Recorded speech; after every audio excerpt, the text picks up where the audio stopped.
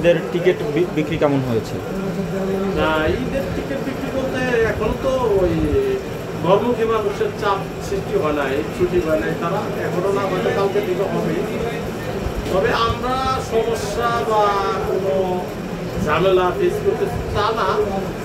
এইখানে সমস্যা হয় একটাই, যে সরকারি নির্দেশনা আছে বা রাষ্ট্রীয়ভাবে বা আইন প্রয়োগকারী সংস্থার মাধ্যমে যে যাত্রীদের যোগাযোগ বা যাতায়াত, যেটাই বলি যে তাদের কর্মমুখী মানুষ এলাকায় পৌঁছায় দেওয়ার জন্য যে এখানেই সার্ভিসেস আছে, এইখানে মূল সমস্যাটা হয় যে সরকারি নির্দেশনা আছে বা বিএটির মাধ্যমে বা আইন প্রয়োগকারী সংস্থার মাধ্যমে যে বাড়তি ভাড়া, কিন্তু আমরা তো একমুখী যাত্রী, শুধু ঢাকা থেকে যাচ্ছে, দেখা যায় আমাদের গাড়িগুলো যদি এখান থেকে গাড়ি ভরেই যাচ্ছে কিন্তু ওই দিকে গাড়িগুলো আসে খালি।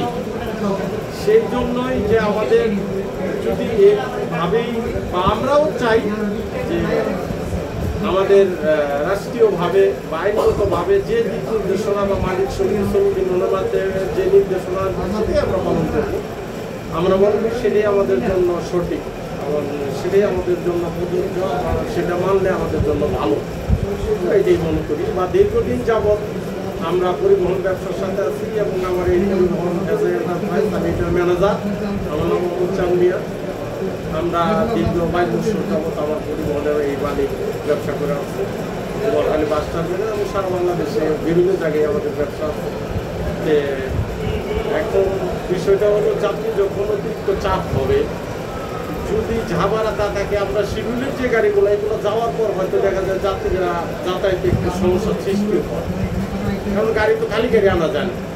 আর খালি গাড়ি আনলে ওই গাড়িগুলা এক মুখে এক সাইডের থেকে যদি গাড়ি ভরে যায় আর এক সাইডের থেকে খালি আসলে দেখা যায় 1,500-2,000 টাকা লস থাকে।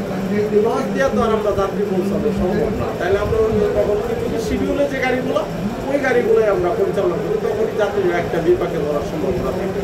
আর যাত্রীরা বিপাকে বললে যাত্রীদের হয়রানি বা যাত্রীদের যখন এখানে বিভিন্ন রকম যানজট সৃষ্টি হয়, যাত্রীদের যাতায়াতের সমস্যা হয়, মালিক সমিতি, শ্রমিক ইউনিয়ন, আইন প্রয়োগকারী সংস্থা বিভিন্নভাবে আমাদের বলে। ঈদে তো দেখা যায় যে ঢাকার মধ্যে যে লোকজন থাকে সারা বছর তো আর ওইভাবে যায় না, সারা মাস তো আর ওইভাবে যায় না। যখন ঈদের মধ্যে তখন সব লোক একসাথে যায়, এই একসাথে যাওয়ার কারণে চাপ সৃষ্টি হবে। আমরা শিডিউল অনুসারে যা ভাড়া আছে ওইভাবে, যেহেতু আমাদের নির্দেশনা, আমরা ওইভাবে শিডিউল অনুসারে আমরা গাড়ি চালাবো, যা যাত্রী আমরা পাঠাতে পারি আমরা সেটাই। আচ্ছা, ভাড়ার ক্ষেত্রে আমরা যেমনটা শুনতে পাই যে আসলে বেশি ভাড়া, এই বেশি ভাড়ার ক্ষেত্রে পরিবহনের পক্ষ থেকে যেটা বলা হয় যে যেহেতু ঈদ একটা সময় আমরা একটু বোনাসের একটা ব্যাপার থাকে, আপনারা খুশি হয়ে যা দিবেন। অনেক জায়গায় দেখি যে আমরা যেটা ভাড়া তার ডাবলও নেয়।